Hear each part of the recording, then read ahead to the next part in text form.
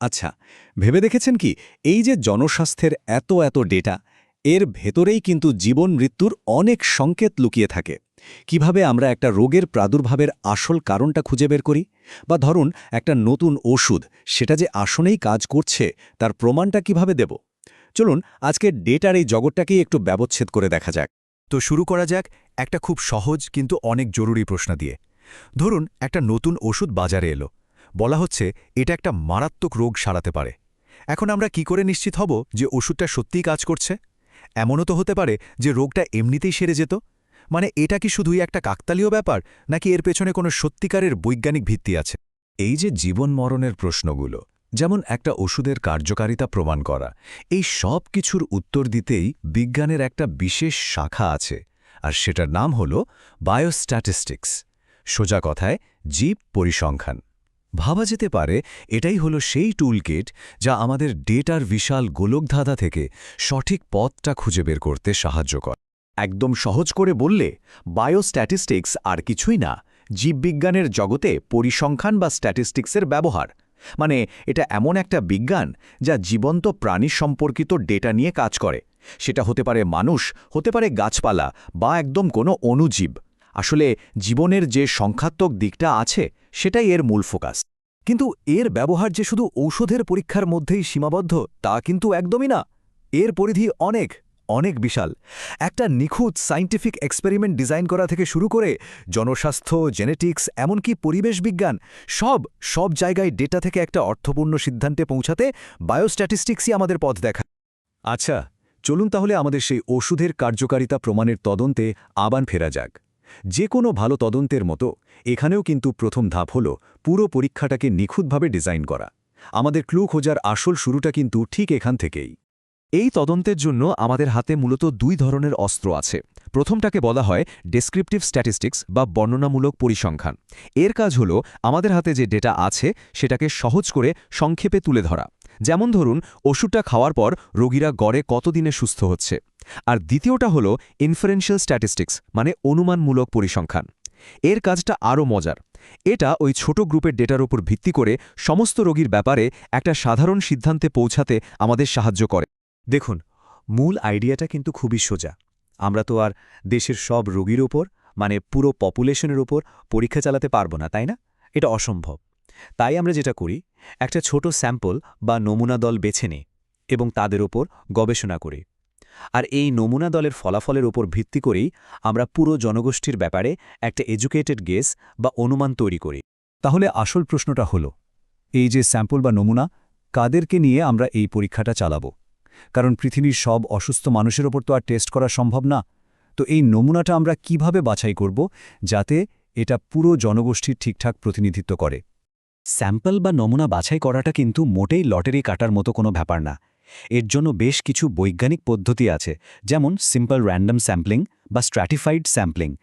এগুলোর একটাই মূল উদ্দেশ্য, এটা নিশ্চিত করা যে আমরা যে ছোট দলটাকে বেছে নিয়েছি সেটা যেন আসলেই পুরো জনগোষ্ঠীর একটা ছোট্ট সংস্করণ হয়, যাতে আমাদের পরীক্ষার ফলাফল কোনো একদিকে ঝুঁকে না পড়ে, মানে বায়াসড বা পক্ষপাত দুষ্ট না হয়ে যায়। বেশ, আমাদের স্যাম্পল তো বাছাই করা হয়ে গেল। এবার পরের ধাপে যাওয়ার পালা। এখন আমাদের কাজ হলো মানুষ থেকে সংখ্যায় যাওয়া, মানে ডেটা সংগ্রহ করা। আমাদের সব পর্যবেক্ষণকে এবার এমন সংখ্যায় রূপান্তর করতে হবে যা বিশ্লেষণ করা যায়। এই যে আমরা তথ্য সংগ্রহ করছি, স্ট্যাটিস্টিক্সের ভাষায় একে বলা হয় ভ্যারিয়েবল। যেমন আমাদের এই ওষুধের পরীক্ষার কথাই ভাবুন। রোগীর বয়স কত বা তার ব্লাড প্রেশার কত, এগুলো হলো কোয়ান্টিটেটিভ বা সংখ্যাসূচক ডেটা।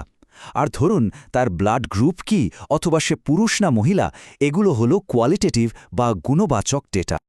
আর হ্যাঁ, আমরা এই ডেটাগুলোকে কিভাবে মাপছি সেটাও কিন্তু খুব জরুরি। কারণ কিছু ডেটা আছে যা শুধুই একটা ক্যাটেগরি বোঝায়, যেমন ব্লাড গ্রুপ এ বা বি। আবার কিছু ডেটার মধ্যে কিন্তু একটা গাণিতিক সম্পর্ক থাকে, যেমন একজনের ওজন আরেকজনের চেয়ে দ্বিগুণ হতে পারে। আমরা ঠিক কোন ধরনের ডেটা নিচ্ছি তার উপরই কিন্তু নির্ভর করবে যে পরে আমরা কতটা গভীর অ্যানালাইসিস করতে পারব। ওকে, ডেটা কালেকশন শেষ। এখন শুরু আসল কাজ। আমাদের হাতে এখন এক গাদা সংখ্যা। এই সংখ্যা জট থেকে, এই কোলাহলের ভেতর থেকে আসল প্যাটার্নটা খুঁজে বের করতে হবে। মানে এই নয়েজ থেকে সিগন্যালটাকে আলাদা করতে হবে। তো ডেটা যখন প্রথম হাতে আসে তখন সেটাকে দেখতে অনেকটা এরকমই এলোমেলো সংখ্যার একটা তালিকার মতো লাগে।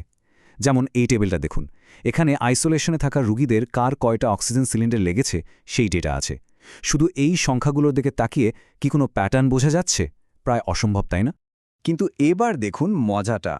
যেই মুহূর্তে আমরা এই ডেটাগুলোকে একটা ফ্রিকোয়েন্সি ডিস্ট্রিবিউশন টেবিলে সাজিয়ে ফেললাম, সাথে সাথে একটা স্পষ্ট প্যাটার্ন চোখের সামনে ভেসে উঠল।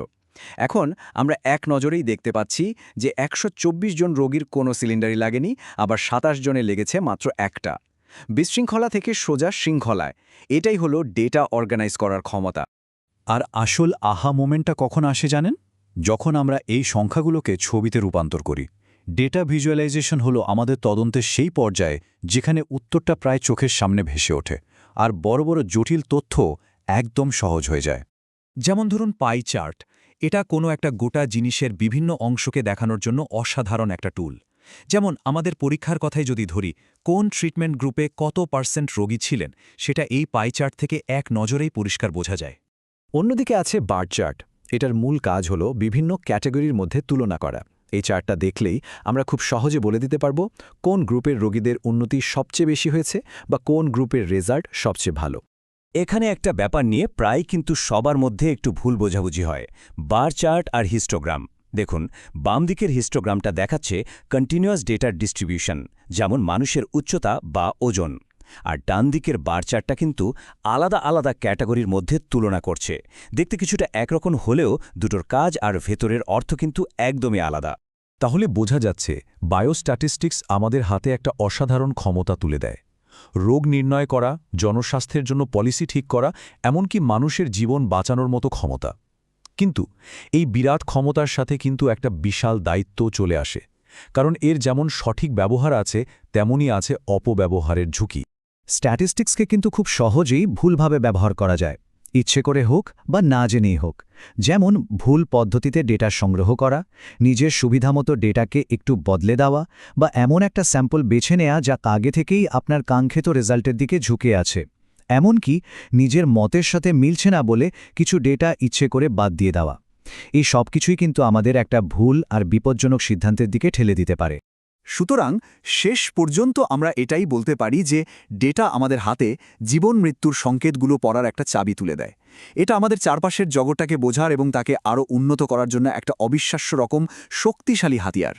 কিন্তু সব শেষে একটাই প্রশ্ন থেকে যায়, আমরা কিভাবে নিশ্চিত করব যে এই ক্ষমতাটা সবসময় ভালোর জন্য, মানে মানুষের কল্যাণের জন্যই ব্যবহৃত হবে? এই ভাবনাটা সবার জন্য রেখেই আজ শেষ করছি।